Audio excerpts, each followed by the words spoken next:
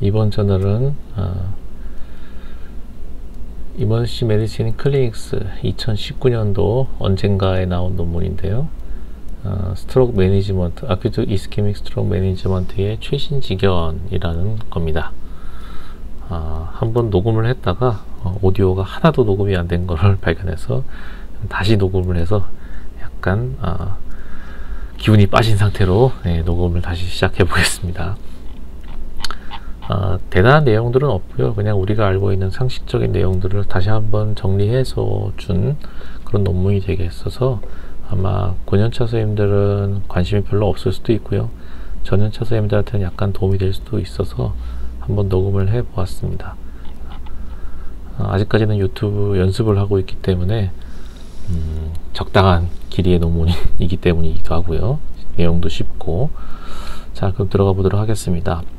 자, 아큐트 이스케믹 스트로크의 가이드라인이나 어떤 논문들은 상당히 많은 편인데, 대부분 이제 주요 중심이 되는 파트는 NIH 스트로크 스케일 점수 내는 것과 non contrast head CT에 대한 내용을 담고 있죠. NIH 스트로크 스케일이 그만큼 점수를 내는 게 중요하기는 한데, 그게 이제 이런 응급의학과 의사들이 다른 모든 어떤 뉴럴로직 이점을 제치고 NIH 스트로크 스케일만 해도 된다, 이걸 완전히 대체할 수 있다는 건 아닙니다. 그래서 이거는 이거대로 하되 평상적으로 하는 어떤 종합적인 뉴럴로직 이점은 빼놓지 말고 해야 된다는 거죠. 그 다음에 뭐 4.5시간 이내에 인트라베너스 스럼볼라이틱 세라피에 대한 내용을 담고 있고요. 이게 메인이고 치료의 근간이 되는 거고요. 그 다음에 또 옵션으로서 최근에 엔도바스큘러 세라피가 나오고 있죠. 거기에 대한 내용을 이제 읊어보도록 하겠습니다.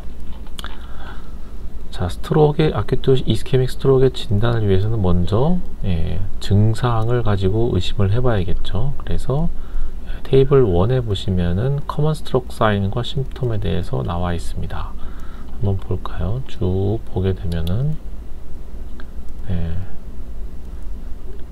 테리토리별로 특징적인 증상들이 나타나게 되는 거죠. 포스테리어, 버테브로 바질라, 포스테리어 인피리어, 안테리어 인피리어 이렇게 쭉 나누게 되는데, 요 두 개와 요 나머지 것들에 약간 차이가 있습니다. 요 밑에 거를 좀 보시게 되면은 증상이 일단 좀 애매해요. 버티고, 아탁시아, 뭐 이런 것들이 나타나게 되고요. 증상이 낮은 모터 사인 같은 건 되게 애매하게 나타나게 되는 문제가 있죠. 거기에 대한 얘기를 하고 있는데, 스트로크 심텀은 그래서 굉장히 애매할 수도 있습니다. 그래서 우리가 스트로크 환자가 왔을 때 놓치는 두 가지의 카테고리 중 첫 번째가 포스테리어 서큘레이션 스트로크입니다. 증상이 애매하거나 하기 때문에. 그 다음에 두 번째가 NIH 스트로크 스케일 스코어가 낮은 경우, 증상이 되게 경미한 경우죠. 이러한 경우에는 쉽게 놓칠 수 있다. 그래서 어지럼증으로 내원한 스트로크 환자의 약 35%가 오진을 아닌 걸로, 스트로크가 아닌 걸로 오진을 받는다고 하고요. 그 다음에 단순 어지럼증으로 내원한 환자가, 단순 어지럼증으로 판단해서 퇴원한 환자가 일주일 내에 스트로크로 입원할 위험은 그렇지 않은 환자에 비해서 약 50배 정도 높다. 그러니까 단순 어지럼증으로 퇴원하는 환자도 조심해야겠다는 얘기죠. 굉장히 위험군이다라는 겁니다. 그래서 응급의학과 의사는 당연히 포스테리어 서큘레이션 스트로크에 대한 증상과 징후에 대해서 잘 알고 있어야 됩니다. 포스테리어 서큘레이션 스트로크의 흔한 증상이 디지니스이기 때문에, 디지니스 버티고로 오기 때문에, 따라서 페리페랄과 센트럴 버티고를 감별하는 것을 잘 알고 있어야 되겠고요. 그 다음에 포스테리어 서큘레이션 스트로크에서는 다른 스트로크보다 눈 검사가 상당히 중요한데요. 왜냐하면은 다른 약 80%의 후방 뇌경색 환자는 일단 일반적인 신경학적 검사에서 노멀로 나오고, 그 눈 검사에서만 양성 소견을 보일 확률이 있기 때문에, 그게 유일한 진단 클로가 될 수 있기 때문에 눈을 잘 봐야 된다는 거죠. 테이블 2를 보게 되면은 페리페랄과 센트럴 오리진의 디즈니스에서 눈이 어떻게 보이는지 다 아는 내용입니다, 여러분들. 약간 트랜지언트하고 버티컬 토저널 니스타그모스가 보이는 거고요. 그 다음에 이거 경우에는 이제 퍼시스턴트한 게이지 이보크드 버티컬 토저널 니스타그모스가 나타나게 되고, 디렉션은 유니 디렉션, 이건 뭐 멀티 디렉션, 이런 게 체인징 디렉션이 보이게 되는 거고요. 그 다음에 퍼티그가 있고 없고 뭐 이런 차이들이 있겠습니다. 잘 알고 있어야 되는 거고요. 그 다음에 여기는 힌트에 대한 내용은 없습니다. 그 다음에 이미징이 이제 진단의 근간이죠. 첫 번째가 이제 CT와 CT 안지오그래피인데, 가이드라인에서는 현재 타겟 타임이 20분, 도착 후 20분 내에는 넌 컨트라스트 헤드 CT를 찍으라 라고 되어 있습니다. 이 넌 컨트라스트 헤드 CT는 가장 이제 빠르고 싼 가격으로 헤모리지를 룰아웃 시켜버릴 수 있고요. 혹시나 이제 이거를 찍어서 아큐트 스트로크 사인이 나타나게 되면은 좋은 거죠. 그 다음 판단하는데 상당히 도움이 될 겁니다. 그 다음에는 라지 베스트로 옥스트럭션이 만약에 의심되는 환자다, 그리고 24시간 이내에 내원했다, 마지막 노멀 타임, 라스트 노멀 타임으로부터 24시간 이내에 왔다, 그러면은 안지오를 찍는 것을 권장을 합니다. 그래서 이걸 찍게 되면은 스롬부스를 발견할 수 있고요. 그 다음에 텐던 리전이라든지 뭐 코라테랄 서플라이의 상태, 이런 것들을 알고 있어서 이제 임팍이 생긴 부분, 막힌 부분과 그 다음에 예후 이런 것까지 캐치가 가능하고요. 예측이 가능할 거고, 그 다음에 더해서 이게 헤드만 찍는 게 아니라 헤드 앤 넥 CT를 같이 찍기 때문에, 안지오를 같이 하기 때문에 굉장히 룰아웃 해야 할 중요한 질환이 하나 있죠. 아오틱 디섹션이 진행을 해서 뭐 넥이나 뭐 브레인까지 이게 다이섹션이 진행하는 경우에는 이제 스트로크 심텀처럼 뭐 나타날 수 있기 때문에 반드시 감별을 해야 되겠고, 우리 의국에서도 몇 번 경험한 적이 있죠. 그래서 이런 걸 찍으면은 여기에 대한 정보를 얻을 수도 있습니다. 그 다음에는 MRI와 MR 안지오그래피가 있는데, 디퓨전 웨이티드 이미지를 촬영하게 되는데, 이걸 촬영하게 되면은 이제 임팍 코어 볼륨을 알 수가 있겠고요. 이걸 수분 내에 발생하는 변화를 체크할 수가 있는 거죠. 그래서 이거는 이제 포스테리어 서큘레이션 임팍이 의심되는 경우에 굉장히 이제 이상적인 스터디가 될 거고요. 최적의 스터디이고, 그 다음에 Susceptibility Weighted Imaging 같은 경우에는 이제 CT에서 보이지 않았던 어떤 블리딩, 마이크로 블리딩까지 찾아낼 수가 있고요. 플레어 시퀀스 같은 경우에는 이게 이제 인텐시티, 하이퍼 인텐시티 리전이 나타나지 않으면은 이게 상대적으로 임팍이 4.5시간 이내에 굉장히 이제 아큐트한 임팍이구나 라고 판단할 수 있는 근거가 되기도 합니다. 나중에 이제 TPA 같은 거 사용할 때 중요한 판단 근거가 되겠죠. 퍼퓨전 이미징은 말 그대로 이제 인핸스먼트를 하게 되는데요. CT를 찍든지 MRI를 찍든지 어쨌든 인핸스를 해서 그것들이 이제 플로우가 뭐 블러드 베슬에서부터 타겟 오간까지 이제 퍼져나가는 그 시간을 체크해 가지고요. 임팍 코어와 페넘브라와 아우터 존 세 개의 컴파트먼트를 나눠볼 수 있는 그런 이미지가 되겠습니다. 요거는 이제 퍼퓨전 이미지는 아닌데 앞서 말씀드렸던 이미지들을 보여주는 건데요. 디퓨전 웨이티드 이미지고, 우리가 ADC를 쌍으로 매치해서 보죠. 그 다음에 플레어 이미지, 요 이미지에서는 지금 하이 인텐시티 시그널이 보이네요. 그 얘기는 요 리전은 지금 4.5시간을 넘은 것 같다, 오래된 것 같다는 걸 의미하는 거고, 이거는 이제 요 리전에 보게 되면은 지금 색깔이 변한 걸 볼 수 있죠. 하이버덴스하게. 요 얘기는 임팍션이 생겼다가 지금 헤모리지로 바뀌었다는 것을 시사하는 소견이 되겠습니다. 다시 퍼퓨전 이미지로 돌아와서, 그래서 타임을 측정한다고 했죠. 블러드에서부터 브레인 티슈까지 가는 타임, 그거를 이제 얼마나 시간이 걸리냐에 따라서 이제 이미지를 변환시켜서 보여주는 거고요. 뭐 정의는 이렇게 나와 있지만은 외우실 필요는 없는 것 같고 한번 그림을 보겠습니다. 이건 CT 퍼퓨전 이미지고요. 예, 여러 가지 이제 명칭이 나와 있죠. 여러 가지 임팍, relative cerebral blood flow 나타낸 거고요. 요거는 블러드 볼, 이거는 잠깐만요. cerebral blood volume이고요. flow고 그 다음에 mean transit time이고요. 그 다음에 time to peak 이죠. peak of residual function 이렇게 나와 있는데 여기 지금 나와 있는 부분들이 이제 퍼퓨전이 떨어져 있는 거를 시사하는 거고요.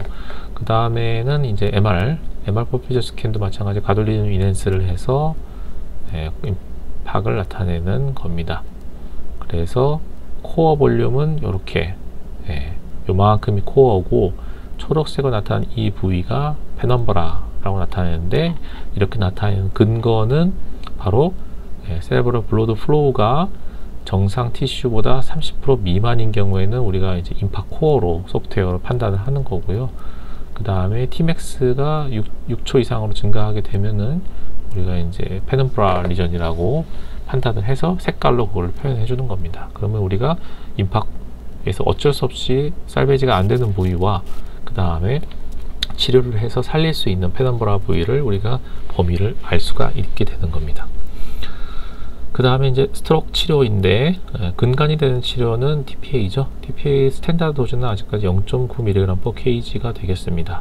이걸 투여하게 되면 어떤 일이 있느냐, NIH 스트로크 스케일 스코어가 0에서 4 같은 경우에는 엑셀런트 아웃컴을 8% 정도 확률로 더 올려준다고 하고요. 모든 임팍 통틀어서는 6.8%가 되겠습니다. 그 다음에 안티플레이티드 세라피를 해주게 되겠죠. 요거는 우리가 하고 있는 알고리즘이 되겠습니다. 24시간 이내에 뉴포칼 디핏이 생기게 되면은 논 컨트라스트 CT를 찍고 헤모리지 있으면은 NS 소출, 헤모리지 없으면은 시간을 따지는 거죠. 골든 타임에 들어와 있으면은 TPA를 촬영하게 되는 거고, TPA를 썼는데 계속 심통 호전이 없거나 하는 경우에는 라지 베슬 옵스트럭션을 의심할 수 있겠죠. 그런 경우에는 안지오그래피 찍고 가능하면은 엔도바스큘라 트리트먼트를 가능하다면 해주는 거고요. 시간이 만약에 3에서 3.5시간보다 넘어가게 되면은 6시간 이내인데 라지 베슬 옵스트럭션이 의심되면은 역시 엔도바스큘라 트리트먼트를 고려해 보게 되는 거고, 6시간도 넘겼다.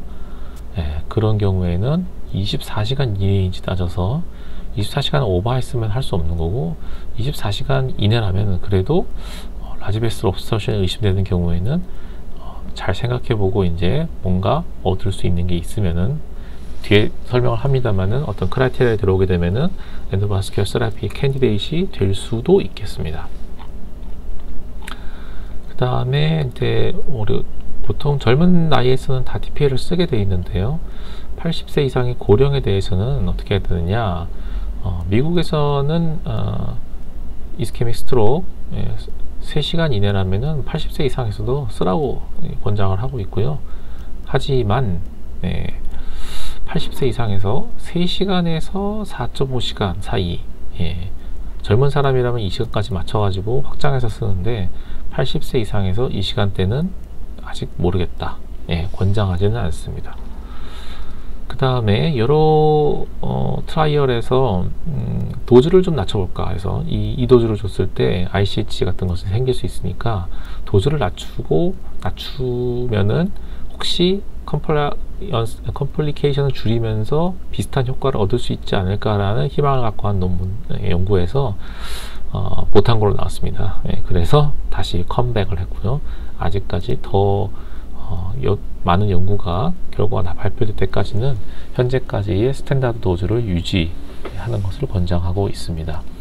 그 다음에 이제 웨이크업 스트로크 같은 경우에는 정확한 온셋 타임은 모르기 때문에 이 사람이 3시간 이내인지 3에서 4.5시간 이내인지 알 방법이 없죠.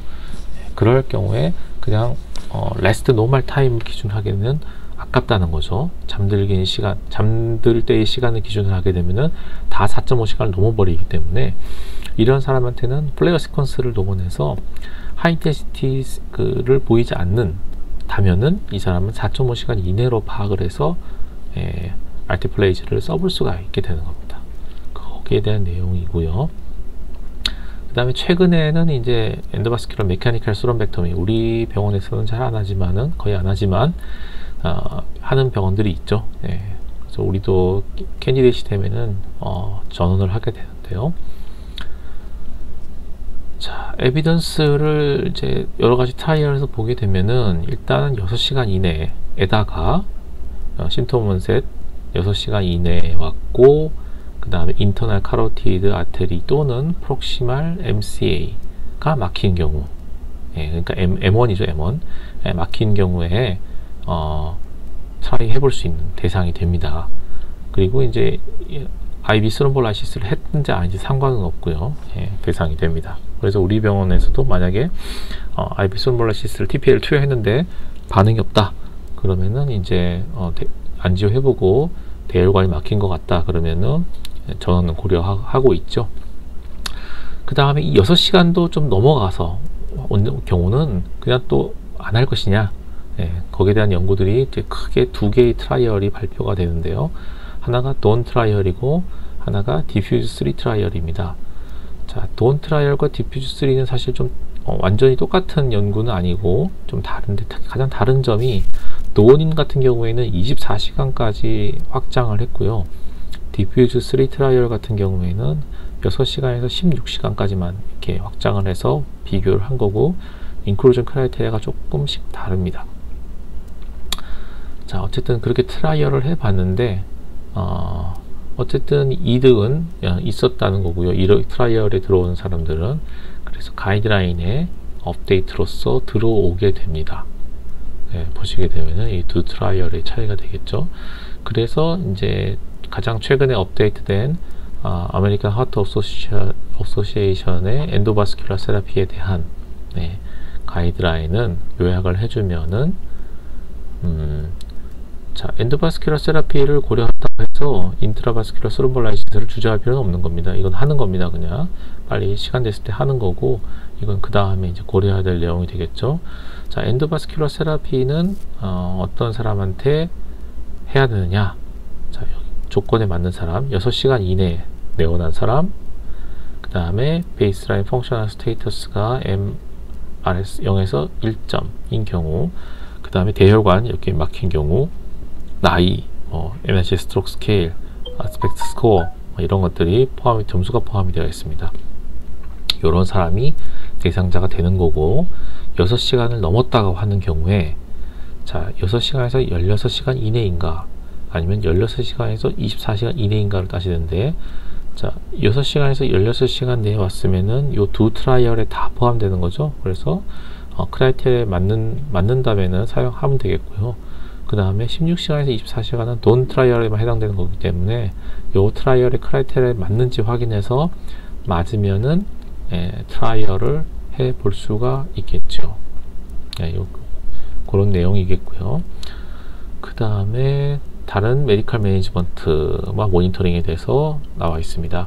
먼저 BP 컨트롤, IV 스롬볼라이시스나 아니면 엔도바스큘러 트리트먼트가 들어가기 전에 BP가 만약에 BP를 185, 시스톨 185, 다이아스톨릭 BP를 110 이하로 내려야 하고, 일단 치료가 시작이 됐으면은 180, 105를 넘지 않는 선에서 유지하라고 되어 있죠. 첫 24시간 동안에. TPA가 들어가는 동안에는 BP는 모니터링은 15분마다, 첫 2시간 동안에는 15분마다, 그 다음 6시간에는 30분마다, 그 다음 16시간 동안에는 매 시간마다 BP를 측정하고 모니터링 하라고 되어 있고요.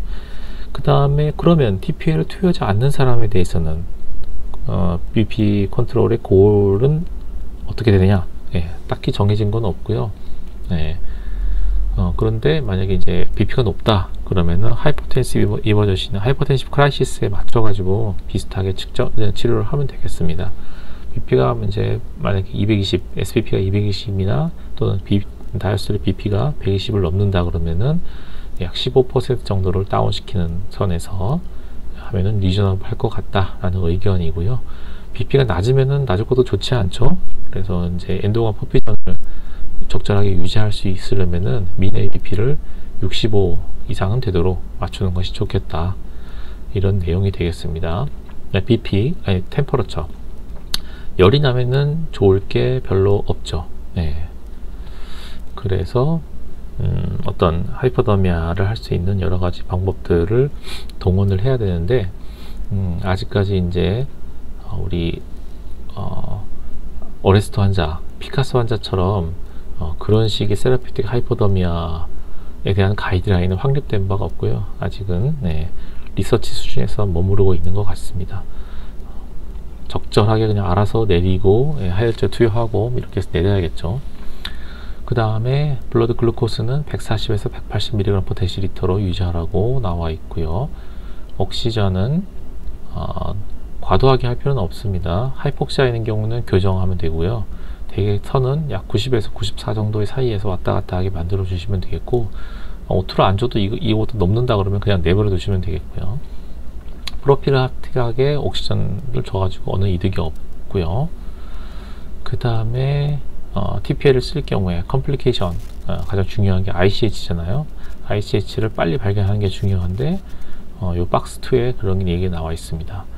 의식 수준이 갑자기 변화했거나 눈동자 사이즈나 리액티비티, 라이트 리플렉스가 양상이 변했거나 노자 보미팅이 갑자기 발생했거나 헤드액이 심하거나 하이퍼텐션이 악화됐거나 이런 경우는 혹시 ICH가 생겼는지 아닌지 확인 빨리 해봐야겠죠. 나머지는 뭐 시스템 프로세스에 대한 내용이라서 그런 내용이고요. 당연히 빨리빨리 프로세스 할 걸 만들어야 된다는 얘기고 그렇습니다. 그래서 다시 처음으로 돌아가면은 키포인트는 TPA는 4.5시간까지 연장해서 쓰고요. 나이가 좀 많더라도 그거를 꺼려해서 안 되고 웬만하면 이제 좀 넓게 적용해보자는 얘기고요. 그 다음에 엔도바스큘라 세라피 6시간 이내긴 하지만 24시간까지 확장해서 써볼 수도 있습니다. 잘 고려해서 크라이테리아 만들면은 써볼 수도 있는 거고요. 그 다음에 메디컬 매니지먼트에서는 BP, 글루코스, 템퍼러처, 그 다음에 O2 이런 것들이 있다. 그런 내용이 되겠습니다. 그리고 뭐 워크플로우를 효율적으로 만들어라. 그런 내용들이 나와 있는 것들이 최신 지경이 되겠습니다. 뭐 특별한 건 없습니다만은 리마인드 차원에서 한번 보았습니다. 수고하셨습니다.